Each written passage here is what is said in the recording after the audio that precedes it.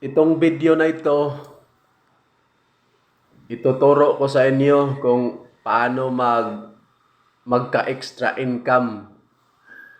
Dahil sa hirap ng buhay ngayon, kailangan na natin maging wais. Kailangan talaga mayroon tayong extra income. Hindi yung income ha, yung extra income. Kahit maliit lang, pero malaking tulong na sa atin kasi mayroon tayong extra income. Kaya itong video na ito, ituturo ko sa inyo kung paano magka-extra income. Kahit nandito ka lang sa bahay, wala kang ginagawa, kung gagawin mo ito, mayroon ka ng extra income.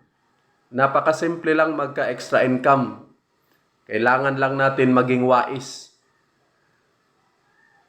Ito, ituturo ko sa inyo para magkaroon kayo ng idea para magka-extra income. Kaya sa gustong matuto kung paano magka-extra income, tapusin nyo ang video na ito dahil ituturo ko talaga. Legit po talaga ito. Hindi ito daya. Ito talaga ang kailangan nating gawin kahit nandito lang tayo sa bahay para mayroon tayong extra income. Tara, ituturo ko sa inyo. Ipakita ko ang video na ito para magkaroon kayo ng idea. Ganito pala para magkaroon ng extra income. Ito na. Ito yung ginagawa ko sa bahay.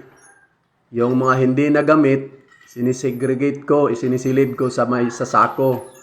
Yung mga bakal, mga plastic na hindi nagamit, yung mga kaldero na may butas na, yung maliliit na mga bakal,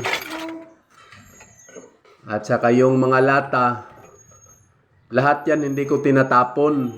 Isinisilid ko sa sako, sinisegregate ko para maibenta. Alam kong mayroon kayo sa bahay dyan. Kaya pag may narinig kayo na ganito,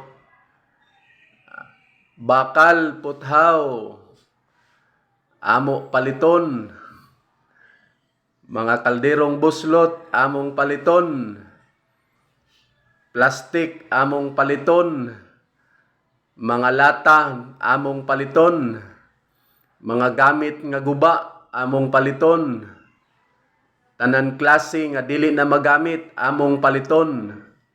Yon, pag may narinig kayo, ibenta nyo na. Tiyak, may extra income kayo.